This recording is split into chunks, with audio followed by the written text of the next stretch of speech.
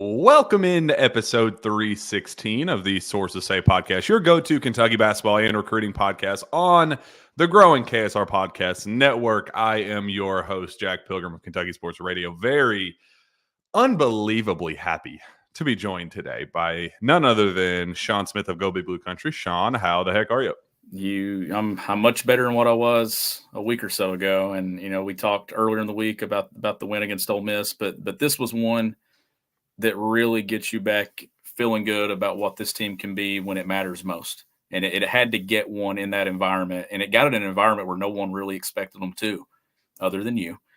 But I don't think anyone watching college basketball on a national level really thought Kentucky was going to go into a place where it's practically been impossible to win for years now.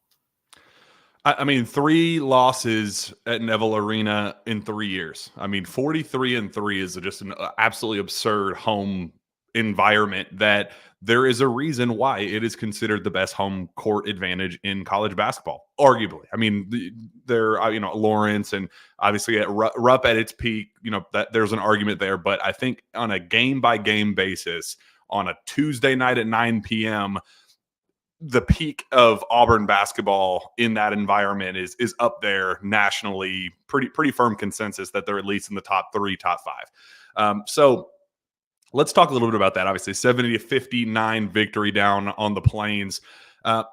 Steven and I got there Friday afternoon. We saw, obviously, the 40-point just curb stomping that they put on South Carolina 2 days before that. Immediately left to set up their Pearlville tent city. It was, they tried to minimize the matchup by saying, well, we do this for everybody. This isn't we were there. We saw it. I'm here to tell you that this was the Super Bowl of all Super Bowls. They could not have gotten more invested in this matchup and excited for this matchup. 72 hours out where tents everywhere across campus with food trucks, and they set up a big projector screen with Mario Kart, and they had poker tables set out. And I mean, the all-in investment, students skipping class to be a part of this. Basically, Big Blue Madness camp out at its peak. We got that on a Wednesday night in the middle of SEC play in February. They did their part. The fans did their part. So for Kentucky to go in, given the hype, the college game day, I mean, there was a line wrapped around the building when we got there, and just the excitement and the buildup and just the hype. The Auburn fan base was looking for any reason imaginable, Sean, to bring the roof down, to kind of prove itself on the big stage of, you know what, we're going to dethrone Kentucky basketball as the king of the SEC today. Like, it kind of had that vibe going in. And the most impressive part of all this, I've already rewatched the game twice. The most impressive part of all of this, Sean, was every opportunity for the crowd to kind of take the game over and shift the momentum in a way that a young Kentucky team probably had every reason to kind of let go of the rope. They just had a response and a punch back every single time. I mean, even it wasn't just in the second half where it was kind of got down to 5 a couple times and, Antonio Reeves hit big shots. But even in the first half, when they were kind of wanting to go into the half, okay, let's throw out the ugly start, get down 11-2, let's claw back. And, they got it down to 4. And there was a moment there where it was like, okay, this is the time to kind of have the crowd take over. And Kentucky responds with a big 3, pushes it to 10 at the half, and just really never allowed that fan base to take the game over the way it has proven it's capable of doing, and did. I mean, literally 72 hours before against, at the time, an 11th ranked South Carolina team. So, Sean, this team's ability to go in what could have been an all-time atmosphere and make it kind of an overrated, like, it was funny. Steven after the game said, is it just me, or is this venue kind of a little overrated? Was that crowd a little overrated? Well, Kentucky made it overrated. And I think that was such a cool thing for this team to be able to go in and do, given the circumstances of the statement needed when it needed. Yeah, the 11-2 start there to open the game was the biggest thing for Kentucky, was getting off to a good start in that environment. And I wasn't there to experience the crowd, but just watching it and then going back to the Tennessee game at Rupp, I kind of compared the two to where that was going to be a really good environment at Rupp Arena for Kentucky, but the fans never could really get into it because Kentucky couldn't get over the hump to give them a chance to. It seemed to be the same type of flow for Auburn. They would get it to 4 or 5, but then Kentucky pushes it right back out, especially in the second half. Every time you thought Auburn was going to make a run, Antonio Reeves made a shot, and we'll get into that. But just overall, I thought this has been a team that struggled getting out to starts, Jack, but it needed to get out to a quick one in that environment, and it did, and it never looked back. And I think that set the tone. The defensive possession there early where they force a turnover and the ball out of bounds, that dictated the tone too on that end of the floor. So I thought Kentucky did an excellent job establishing who it wanted to be, how it wanted to play, and that it was there to pick up a big win. Now you can start throwing out any concerns of this team where they are when it comes to the NCAA tournament. A couple of weeks ago, we had that conversation that if they don't get something, it's going to leave a lot to be desired. They now have it. Well, probably arguably the most impressive win in college basketball, given that anybody that entered that building was losing by double digits, not winning by double figures. So you go there and get one. It had to get one. We talked about it. It had to beat someone in an environment like that to really kind of shift this thing back in the direction of what we think.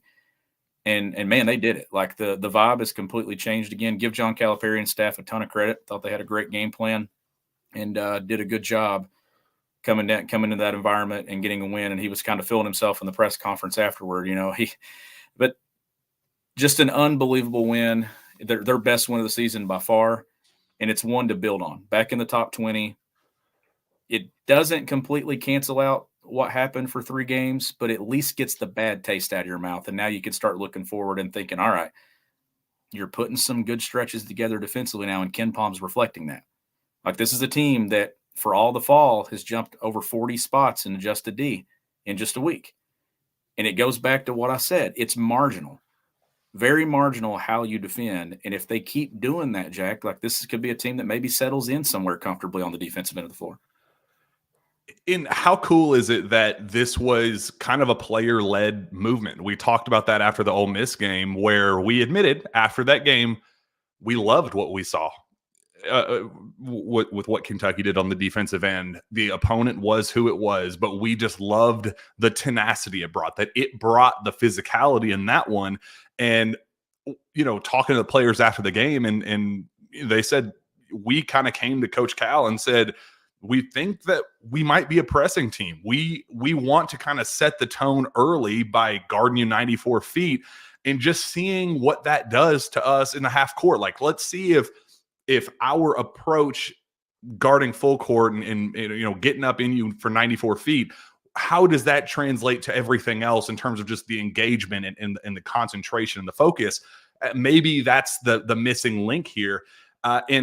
We kind of said baby steps. We love what we saw against Ole Miss. I love that it was player led, that they kind of saw something and practice it, and it worked. It was, for my money, the best, at the time, the most complete game that we had seen from Kentucky in a while. The Ole Miss win, but we wanted to see it against a team like a team like Auburn. We wanted to see it a top 10 offense and a top 10 defense. How would they respond in that type of environment? Doing it against Ole Miss is one thing, just like we said the same thing about, the way they handled business at Vanderbilt the week before.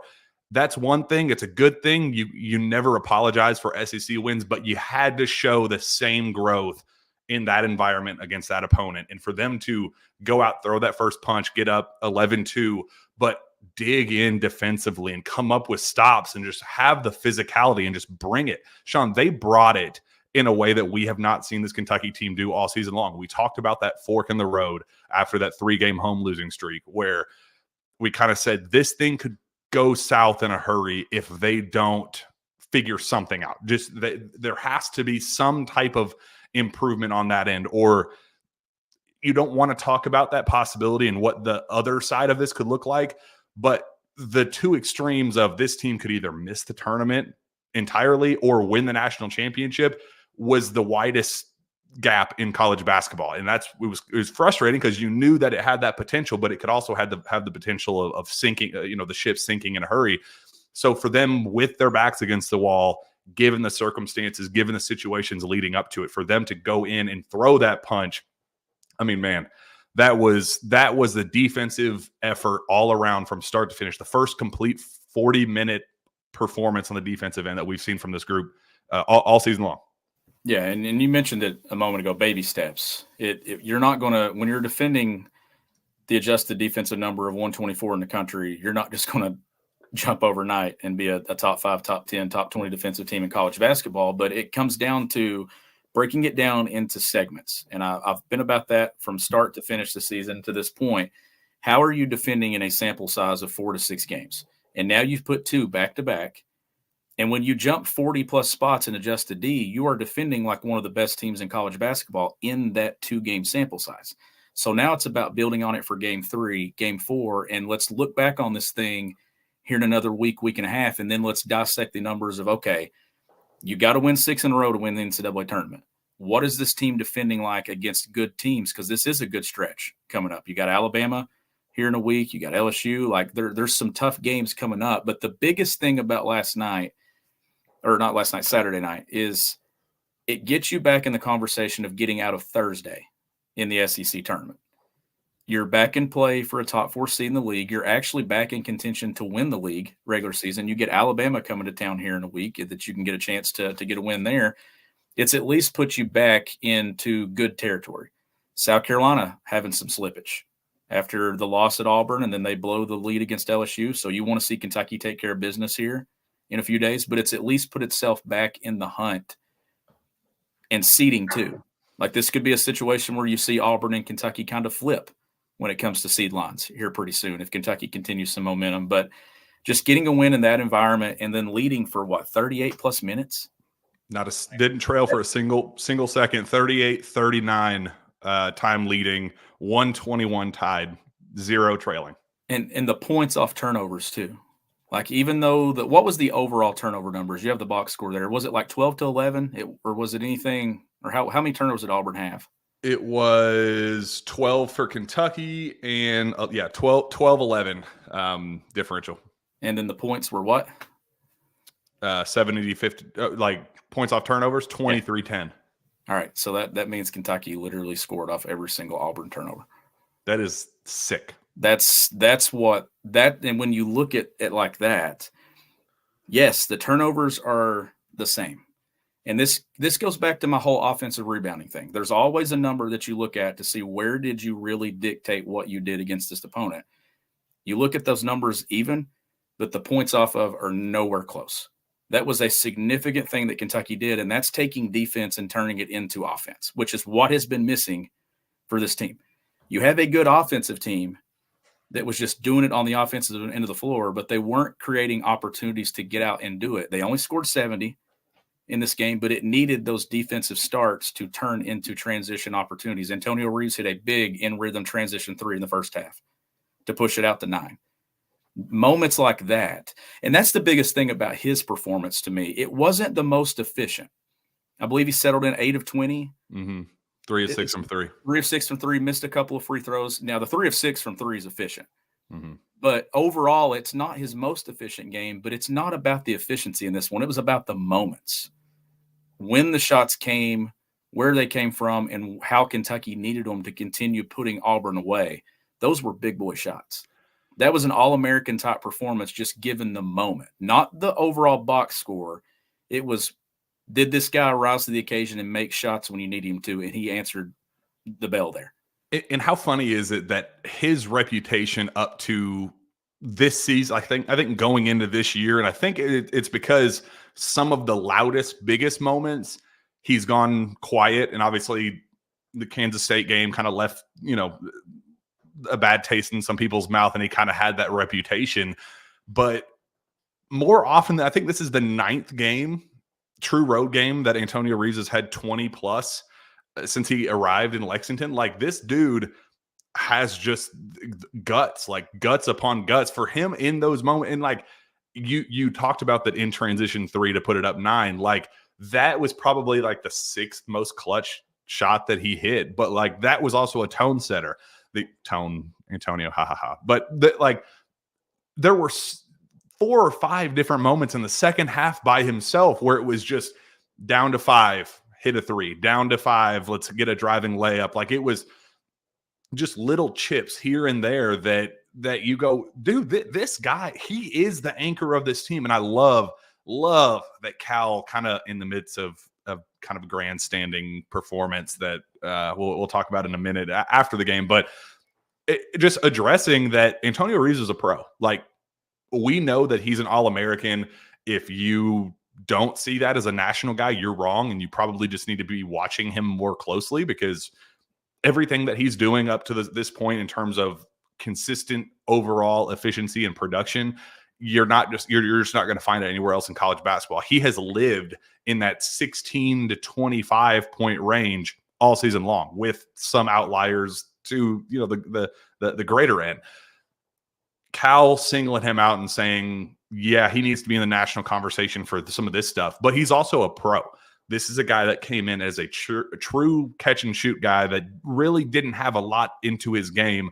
He was a defensive liability, especially early on last season, grew a little bit as the year progressed, but he kind of even grew beyond just the 3-and-D status. He became a true 3-level scorer, where the floaters, the finishing around the basket, I mean, the craftiness. I said like 5 shows ago that every once in a while he'll just go up and punch it on somebody's head, and you're like, where the hell did that come from? Just his ability to just kind of stack these efficient, productive games.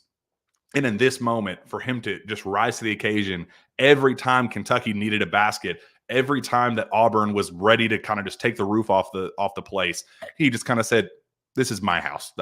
You guys can just, do that for the next game. I got this. I'll take this from here.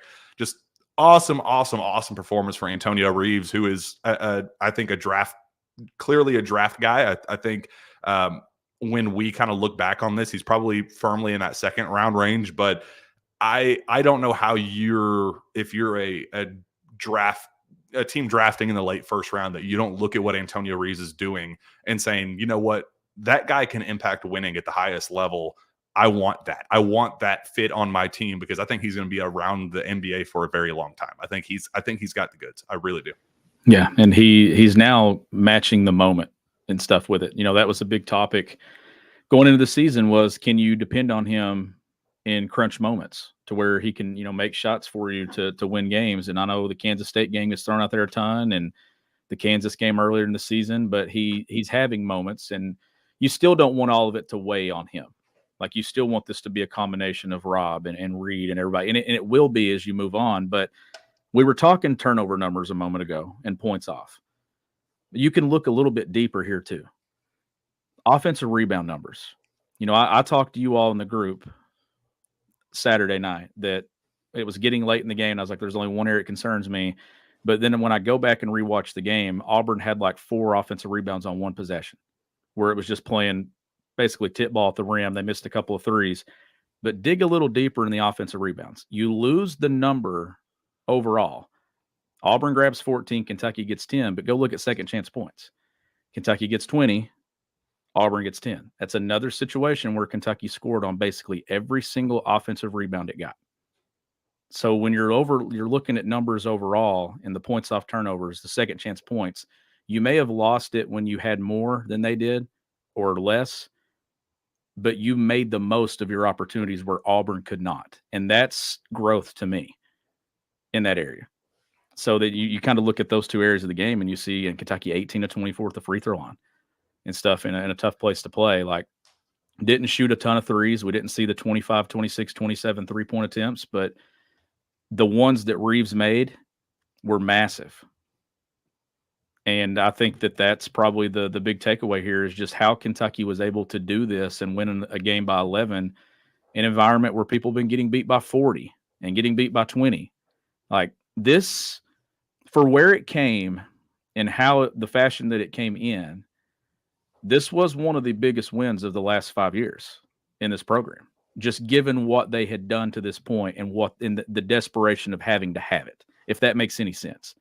It's not bigger than Kansas on the road at Kansas a couple years ago, but it's up there in league play. Tennessee last year was a must-needed win for this program and the road in Knoxville.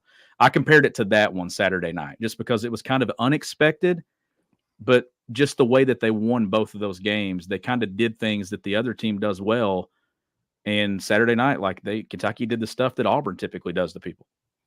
Kentucky didn't play.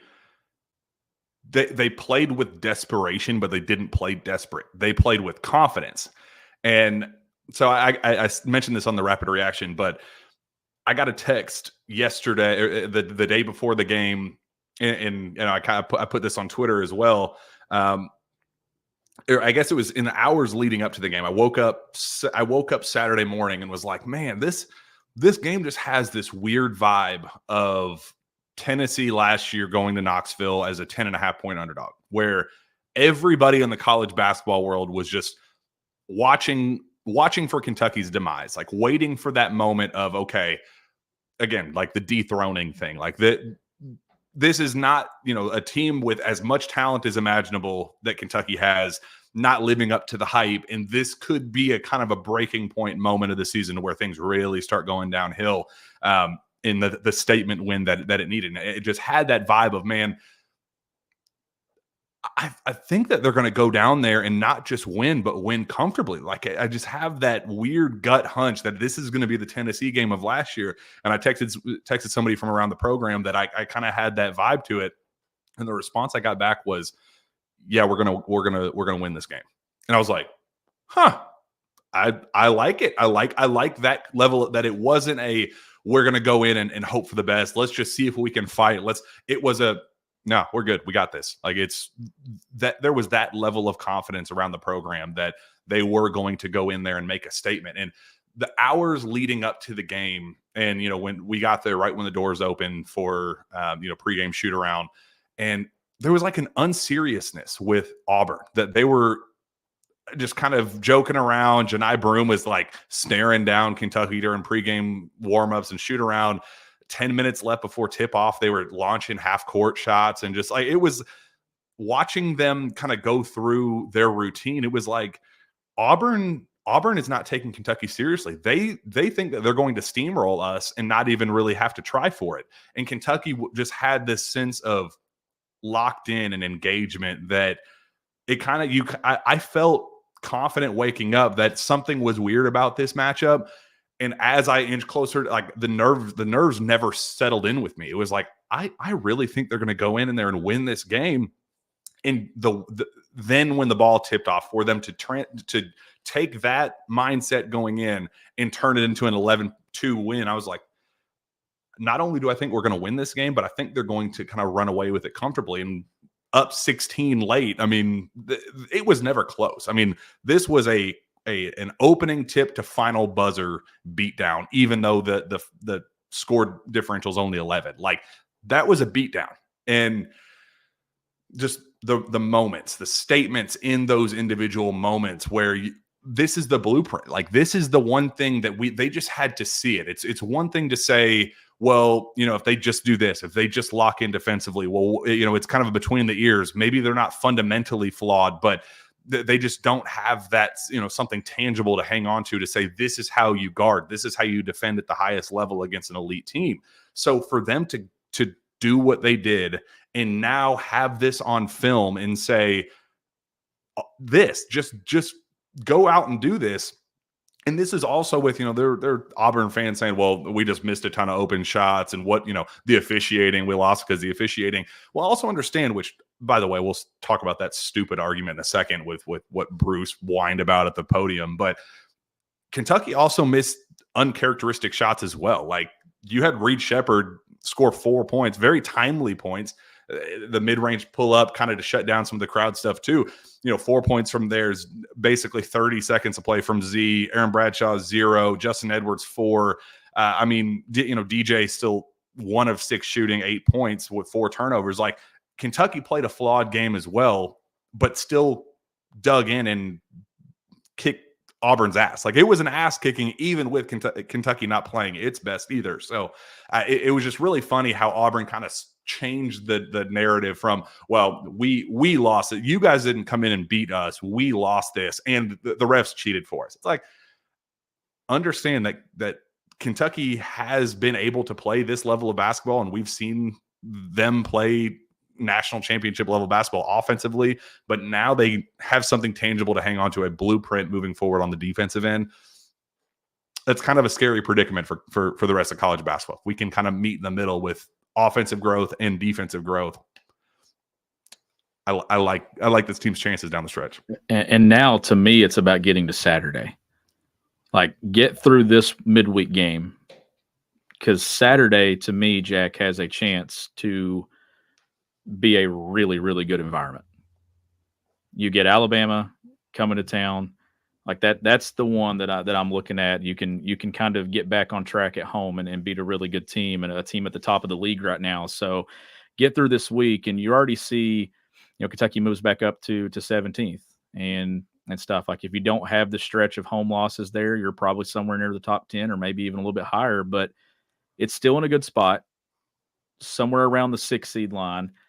You get these two this week, and then you start coming back and talking, maybe putting yourself in position to get a top 4 seed. The way the SEC tournament bracket is setting up, you're going to have plenty of quad 1 opportunities coming down the close here. Like, you're talking Mississippi State on the road, you're talking Tennessee on the road. You've got one against Alabama. Like, there's opportunities there, and you're going to get them in the league tournament as well. There's still enough to start putting that resume together, but this was one that you can really hang your hat on.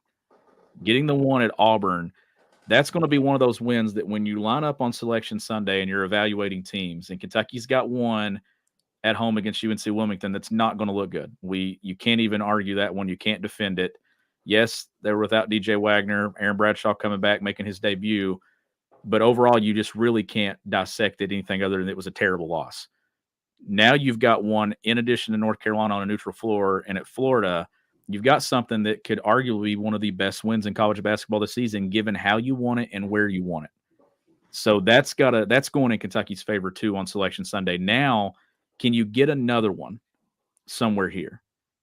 Do you go on the road at Knoxville and close out the regular season with one? Can you possibly get them in the SEC tournament? Like, now you've got 3 quad 1s, and you're trying to start. I'm starting to see, can you get to 6 or 7? And if you get to that ballpark, I think this is a team that will be firmly in the top 4 seeds, which is where I want them to be. I still think if Kentucky ends up as a 6 seed somehow, they're probably going to be better than a lot of the 3s they would possibly face in the second round. But I still want to see them climb and be in that top 4 seeding, possibly move towards a 3. I don't know how they can get, Jack, but I'm thinking somewhere in the 3 to 4 is probably the ceiling, where I just don't see them doing anything down the stretch here that really drops them out of the 6 to 7 range. But I think this is going to be a team that settles 4 or 5 in seeding, somewhere through there by the time it's all said and done. Yeah, and you talked about the trip to Baton Rouge on a Wednesday. That's a really, really important one for, sustained momentum to I want to see I want to see them get back to their offensive greatness, but I want to see another rock fight. I want to see them lock in on that end again and win a game close and continue that into Saturday for the environment. Because, that's going to be an offensive shootout no matter how this all unfolds. But I want one more locked in defensive game so we can get our own kind of big picture version of a kill. 3 stops in an individual game for a kill, 3 straight games of sustained defensive growth where the film is there, the sample size is there. You're starting to kind of put together an identity on that end where you can kind of throw out some of the stuff, the struggles that we saw earlier in the year. Sometimes teams just click at some point on the defensive end. It's a mental thing. It's a physicality. They learn how to win in different ways, where it was, Kentucky made 4 3-pointers and 1 going away. Like, they learned how to win in different ways. And that's kind of a championship identity. That's how you start building the big sample size of, okay, here's what they are offensively. We know that they have all those things, but what can their ceiling be defensively? And it felt so good, Sean, to just say, how many times have we said they don't have to be elite on the defensive end. They just have to make some strides. Just show us something. And for them to go and show us that, that's an Auburn team that, again, top 10 nationally. They go in and force them to shoot 30% from the field, 18% from 3. That was, it was an elite defensive effort. It really was. They missed some shots, but they forced things. They made nothing easy for them for 40 minutes. And we talked before the game started. The second half was ugly, but Kentucky made it ugly. Kentucky, I loved I just love the digging. I love the fight. And if they can bring this fight every single game, I mean, even 50% of the fight that they show down on the Plains, I mean, that's where you can start to get excited again and really start dreaming big. But you can't regress down in Baton Rouge. You just go continue that for me and give me three straight defensive, high intensity defensive efforts, and then we can start talking big picture again. Yeah, and this is a team that they do a couple of things that already give you confidence that I think that if the defense just continues to trend the way that it is, that you're not going to jump 40 spots every single week. But that shows you how marginal this really is, right? That you can go, sorry, dogs are barking here if you hear them, but if you can drop 30 and climb 30 all within a week, it just shows you how little the margin is. Like it's not like that you can't get it figured out and can't get it right. Like it shows you where the sample size is, that if Kentucky just keeps defending, then it can settle in somewhere. The offensive number doesn't move a ton. That's kind of established where they are. Defensive number is went up, it's went down, it's went up, it's went down, it's crashed, and now it's climbing up. I mean, it looks like the stock market. Like, I'm talking when you watch Kentucky's defensive numbers and adjusted D, but overall, the things that they do well that give me confidence, they're efficient offensively, but they don't turn the ball over. If this were a team that struggled to defend and had some of the defensive flaws that they still have, and they still had some of them Saturday, Auburn missed some open shots. Reed Shepherd gave up a flex cut that he just had no idea where his man went, and Auburn could not convert it into points early in the game. Little breakdowns like that are still going to be present, but this team doesn't turn the ball over and throw possessions away. That is a big step in the right direction, too, for this team when it comes to the overall look of what they are entering the NCAA tournament. A team that values possessions, if they start valuing them defensively the way we've seen them, and they build on that, then I think you have the look of a team that can go on a run and beat just about anybody in college basketball. So it's at least trending in the right direction now. Like I feel better today about what they can be in 4 weeks than what I did 7 days ago when we talked. So they're at 81 right now in defensive efficiency. What number do you want that to be at by the end of the regular season to make you think that a run is on the table here? Like what do you think that number needs to be, to continue making these steps forward to make you think that a run is on the table? I guess you want to look at it kind of deeper. So if you click on the adjusted D category there, you can just see the adjusted defensive rankings, and I'm trying to pull them up as I'm talking about it. But I think Kentucky was 102.4, and now they're what, 100? What's their number? 100.9. 100.9. So when you look at those teams, so right now Kentucky is 81, and what I'm seeing in my frame is Pitt is 62 at 99.9. So the jump that Kentucky just had, if it has a similar jump again from just one game, you could jump all the way into the top 60 in that number. So that's what you kind of look at. But then then you start to see the teams that are really defending, and it's going to be hard to get to where Wake Forest, UCLA, and those teams are in the top 30. That's tough. That's a pretty steep climb. To me, it's about getting in the top 55. If I see them start getting towards that, then it's not 55. It's 55 for the overall body of work. But what is it in the week span of 2 to 3 weeks? It's probably top 20 in the country. When you go from 124 to the top 55, you're defending like one of the best teams in college basketball in that closing stretch of college basketball season. That's what I'm looking at more. So if they get to 55-50, it's really probably top 15. And that's what we're going to continue to talk about on the show the next few weeks. And that's how I want to weigh this and view it, is it's not necessarily the overall body of work. It's more so, what are you doing in the closing weeks, getting to the point where it actually is, what do you do? Are you winning or are you going home? Because if you remember the matchup against Providence last year, we talked a lot about offense. And Providence was actually trending in the opposite direction late in the season. Even though their number was here, they were actually, I think it was the offensive side. It might have been defensive, but there was one side that it was this number, let's just say 50 or 40, but they were actually performing at like 140, 145 over a 10-game stretch. And it kind of reflected it in that game. That's what you want to see.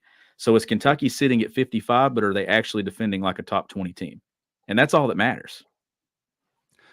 I believe Baylor in their 2021 run closed out the regular season at 45 and then won the title at 22.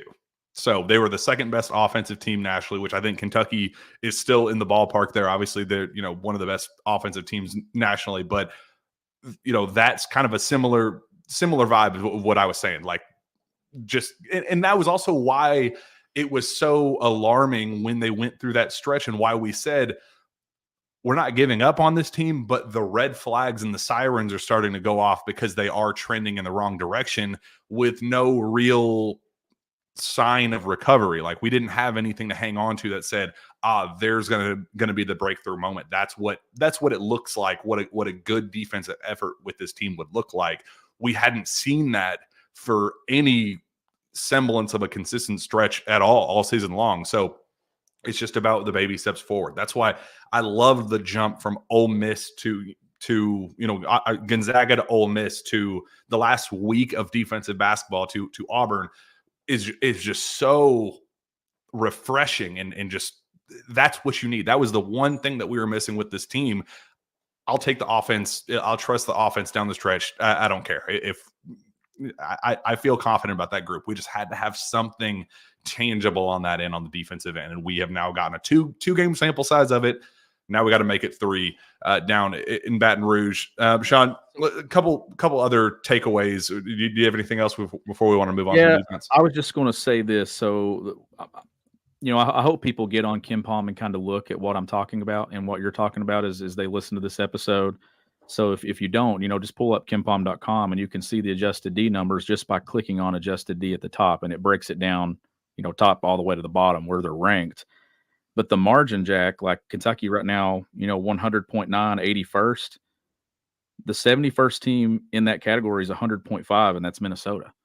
Like, that's not a wide margin at all. Like, if you defend well for this game in Baton Rouge, you can have another double-digit jump in KenPom.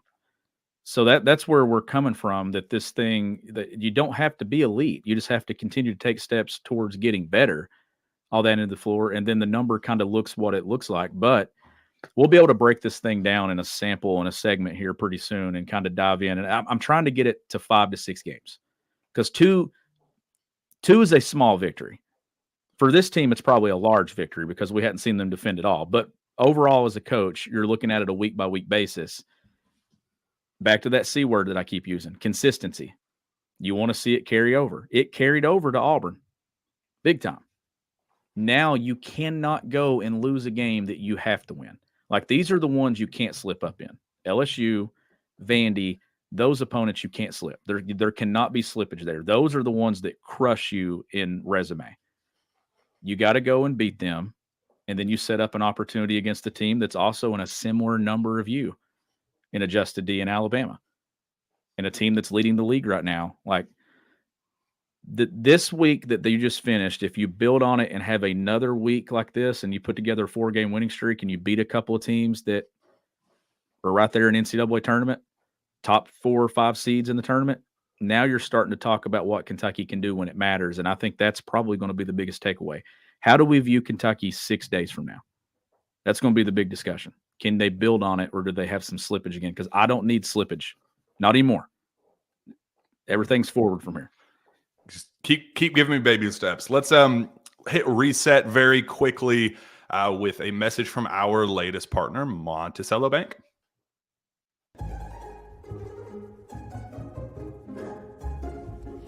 Well, hello, Cindy. A lot of banks are changing hands these days. Not Monticello. We've been building relationships since 1895. And with each passing year, we've grown. Hello, Cindy. Hi. And expanded our services to meet the needs of the communities we serve. Are you forgetting something? Monticello Bank, Equal Housing Lender, member FDIC.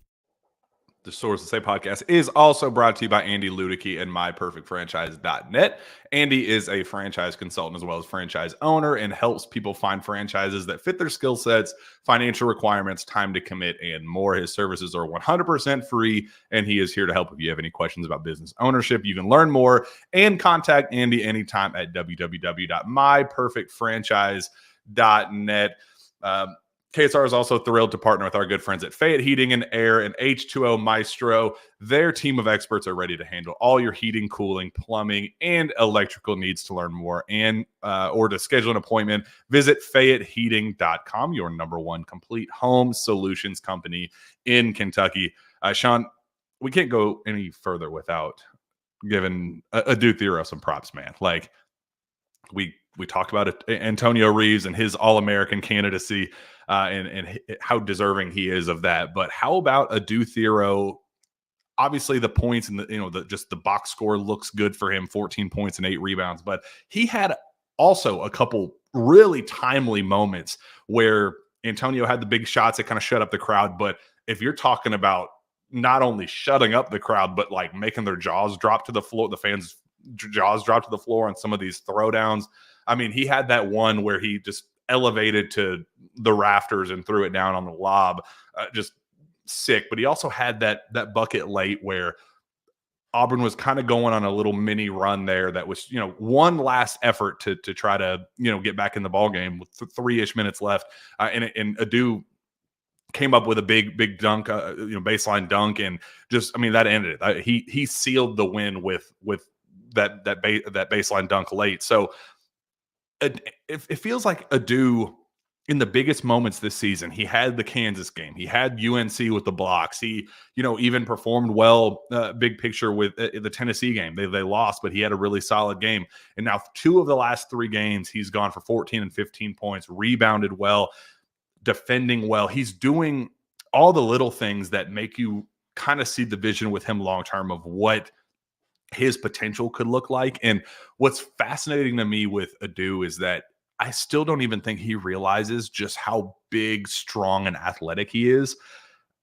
Like, he feels just like a hair away from being a legitimate superstar. Like, he feels like he's trending in that direction and having those moments while still kind of flailing, going up for, contested layups instead of just bulldozing through and dunking over somebody like he's clearly capable of doing.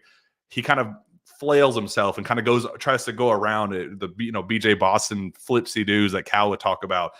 Adu Thero feels like he's a half realization away that, hey, I'm the biggest, strongest, most athletic guy on any floor that I step on from being a superstar.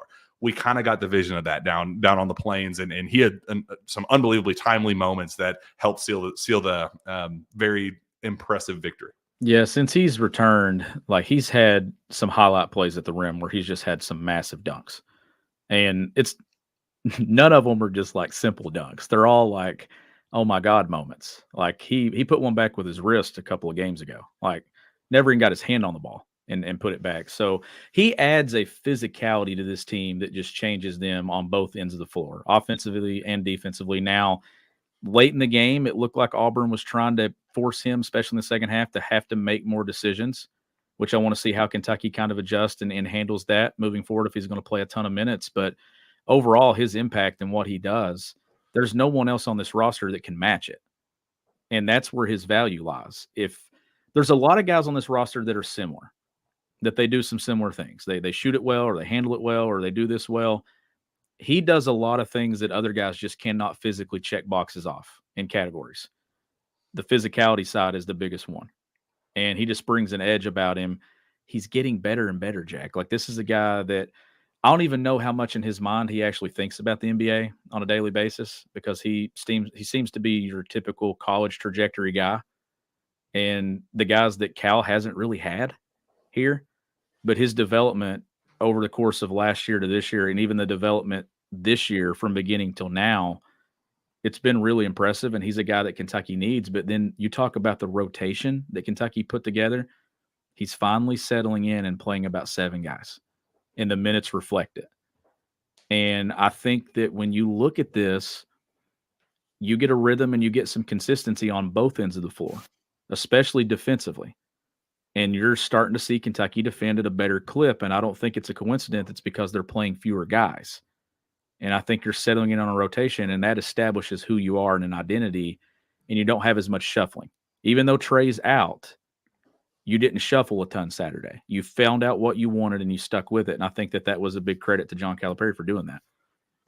And how interesting is it that, well, I guess that was something I was keeping a close eye on, and part of the reason why I was kind of so upset that Trey went down with his second injury, that he had just gotten back with a back and then, suffers the shoulder. It's like, damn, man, because going into that game, I had heard that Cal said, sorry, we're not playing the politics game anymore. We're going small. We are cutting the rotation, and it is what it is. We're going to play these 7 to 8, playing these 8 guys with AB being the 9th, and Z is out. Jordan Burks is out. We love you.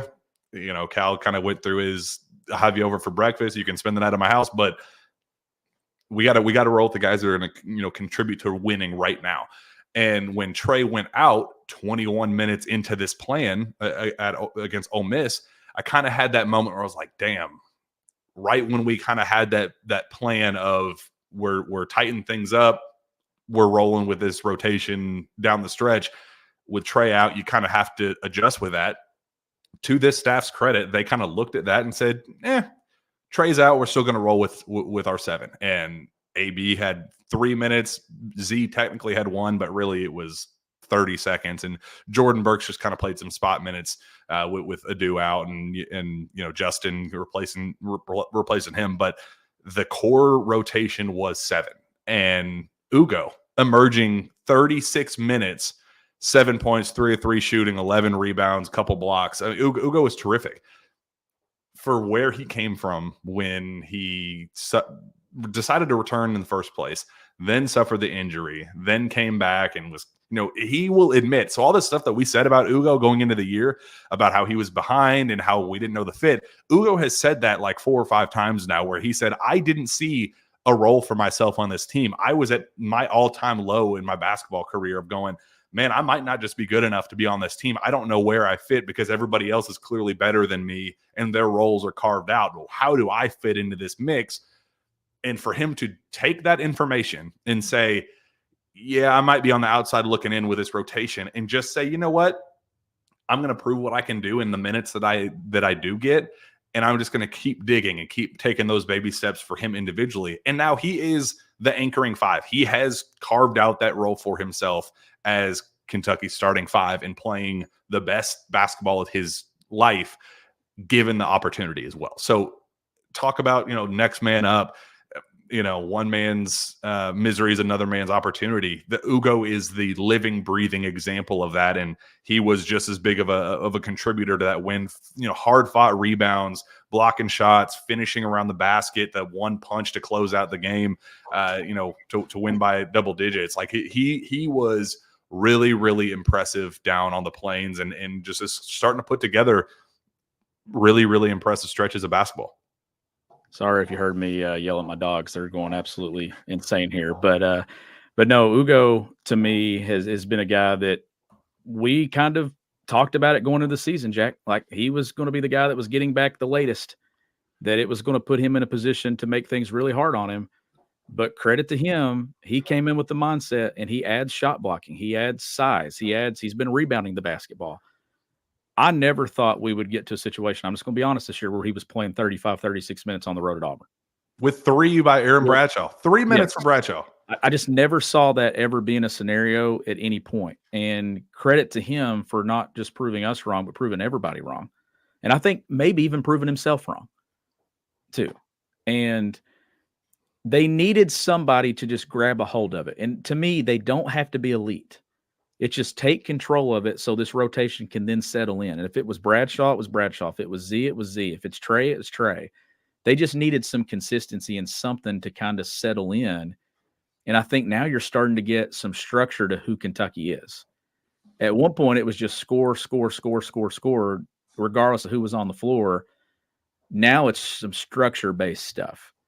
And I think having a rotation is step one to getting it there. And they've settled in on one now. And I think that's probably one of the biggest storylines that's happened in mid-February with this team is the shrinking of the rotation.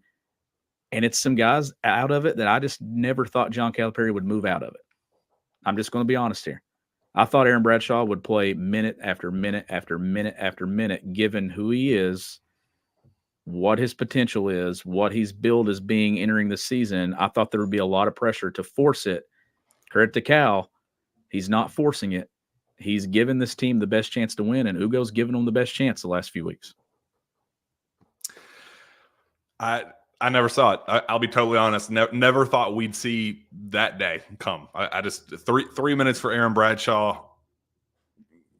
I mean, that deserves. I mean, that takes balls. So I'll be totally transparent. That takes balls, given the connections, given the politics, given all of that stuff. And credit AB as well, because he's also doing a bang up job on the bench and not becoming a distraction given the role diminishing. Like, it could have been really easy for that stuff to grow loudly and have it kind of become something, and it hasn't. It like that also takes some ownership on his end as well, to not just assume the minutes are going to come because of what his name is and what his connections are and what his star rating was. Like, it he deserves credit as well. We're not seeing the distractions. We're not seeing the outside influences, make their mark. The group is good. We're still, even with the roles changing and the minutes changing, the camaraderie is still where it needs to be. And I mean, shoot, Z played like 38 seconds and was still the biggest cheerleader on the bench and just Mr. Rah-rah. Like, good for him. That's a really important thing, an underrated thing that I think, I'll be honest, I didn't think that was possible going into this year, considering how many influences are a part of this team and just today's college basketball world. I just didn't think that was possible. So credit for all involved for keeping it that way. I want to kind of go for it. Having some major issues over here. If you wonder why I'm laughing, it was my light a couple of weeks ago. Well, my mic just fell and I caught it midair. So if you go back and you watch that and you see me just kind of make a quick reaction, my reflexes still work because I'm basically holding my mic in the palm of my hand. So we're going to push this bad boy out. We're all good. Let's kind of wrap this thing up with a very weird press conference, very bizarre. I mean, I guess it's not bizarre because it's Cal, and I mean, that's who he's been for forever. But he walks in to the. Did you see the video of it, Sean? Yeah, I did. So he throws the door open and just sees this sea of media. And I mean, it's shoulder. I mean, we're packed in there like sardines. There's not an empty chair in the place. It's standing room only. I mean, we're all just sitting there. Door swings open. He just kind of has this like, all of you humans that doubted me. And it wasn't directed toward, it was hilarious because the Auburn media had no idea what was going on. They were like watching this unfold and like half chuckling to each other, like, is this dude serious? Is this like a normal thing? Is this every post-game press conference with this guy? They were just bewildered. They were just flabbergasted, had no idea what was going on. So that part was entertaining and watching that part unfold. But he basically went around the room, shot after shot, like a sniper, like just taking out one narrative at a time. And, I don't think the grandstanding was totally necessary. And I think, would I have preferred him talk about how dominant his team played and the defensive growth and how there was now the blueprint for them to understand what that like? Would that have been?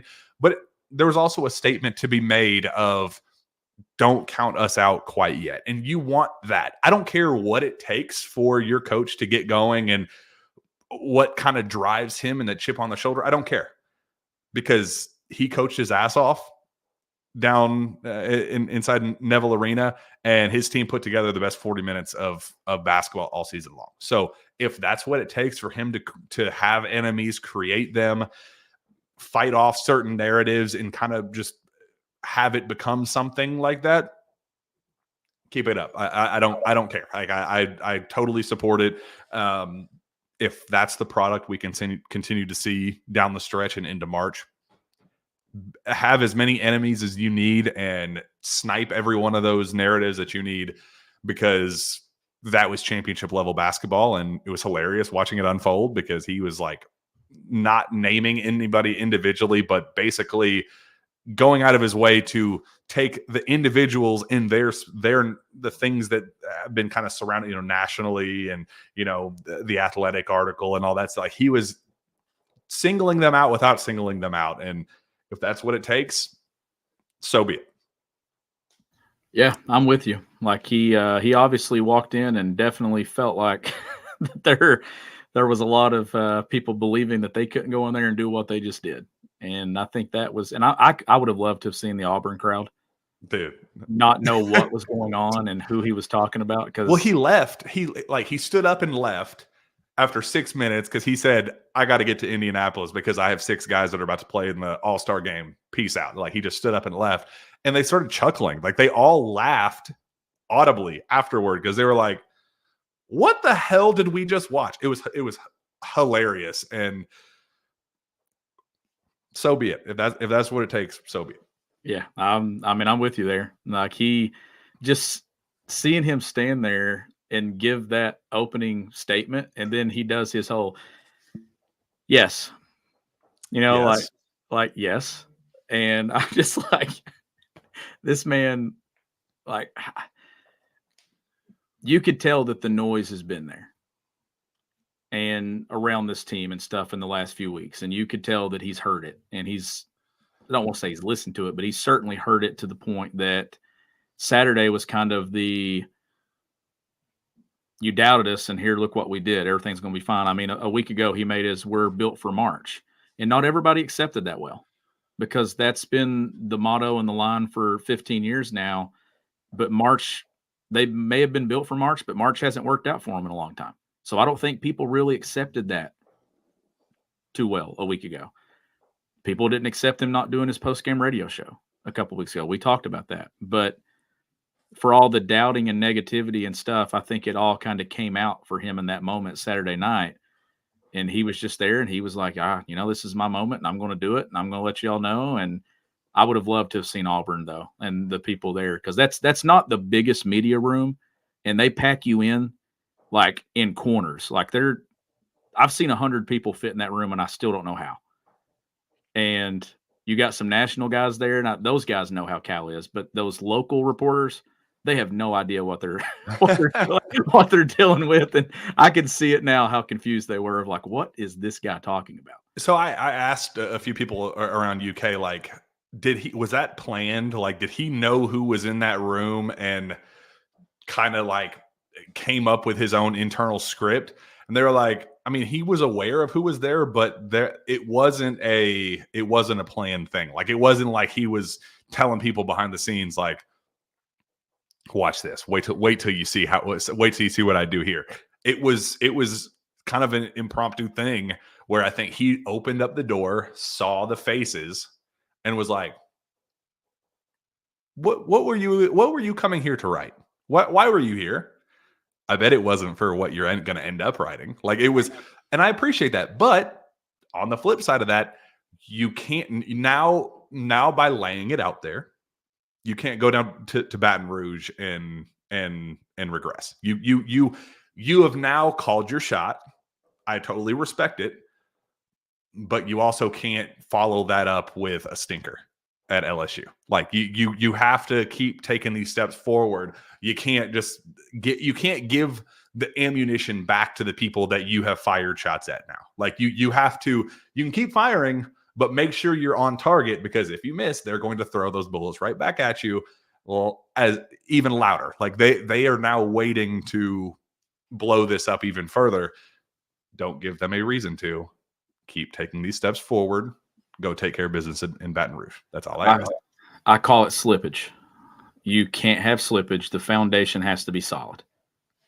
And to me, last week, they built a foundation to now build upon. They were missing a foundation on one end of the floor. They had it offensively, You can't have any slippage now. You want to continue seeing this team trend in the right direction, and they put themselves in a position to do that. Wednesday night, it's a short week. It's a long week from Saturday to Wednesday, but the turnaround from Wednesday to Saturday playing Alabama at Rupp Arena is a short week. So no slippage. No slippage. Well, Sean, this was a blast. It felt good. It was a fun trip. There was one thing I wanted to, the bitching of Bruce Pearl. I definitely wanted to hit on that. Didn't want to get out of here without acknowledging how absolutely ridiculous that was. So I will freely admit I like Bruce Pearl. I think off-court stuff aside, the history, the cheating scandals, and if you really look back at what he did in the past and what he got in trouble with the NCAA, would they still be the same in today's college basketball? No, but I don't ignore that stuff. What he has done to Auburn basketball and making it a relevant household name, I really respect. I think that he has that fan base wrapped around his finger, and he has made Auburn basketball something people talk about.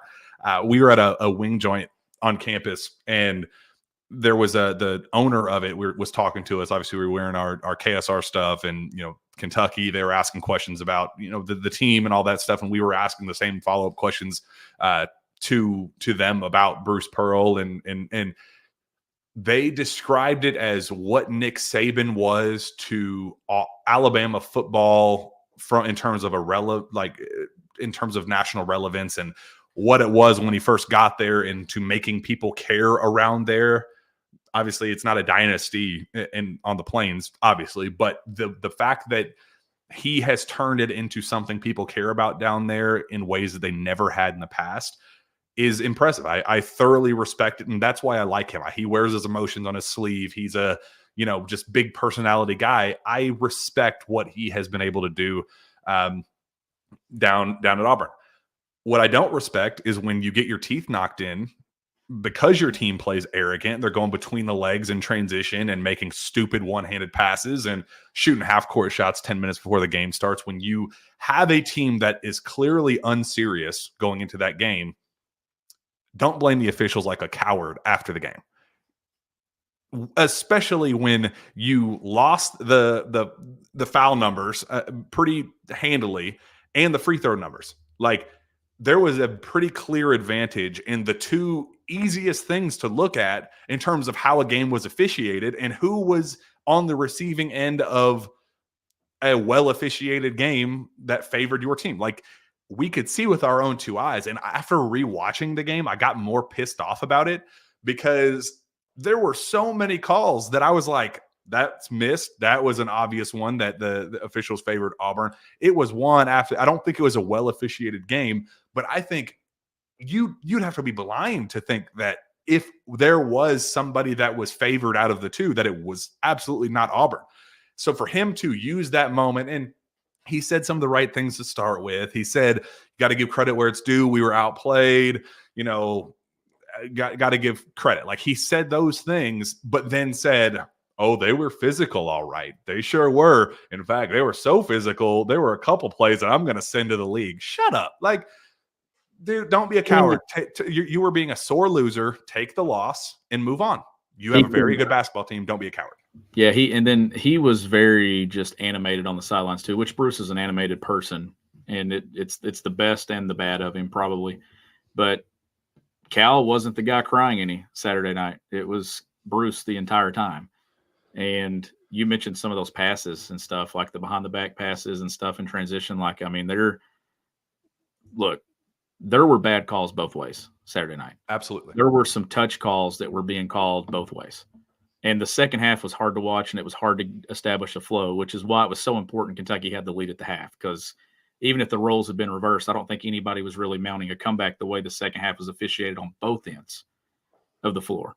But you can't go into your press conference and cry and complain and say things like that. You can't. You have too good of a basketball team that can beat anybody in the league.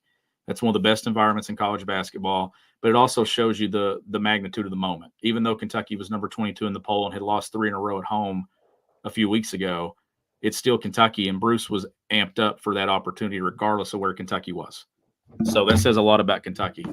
My left arm is going to be significantly stronger by the end of this episode. I mean, 30 free throws to 24 for Auburn versus Kentucky. 16 fouls called on Auburn, 23 fouls called on Kentucky. And even just the box warning called on Cal when you have Bruce just yapping and yapping and yapping. Bruce was more focused on the officials than he was on the game itself. And you could see the lack of discipline and some of the chaos that you saw with the team, that they kind of needed Bruce to reel them in at times.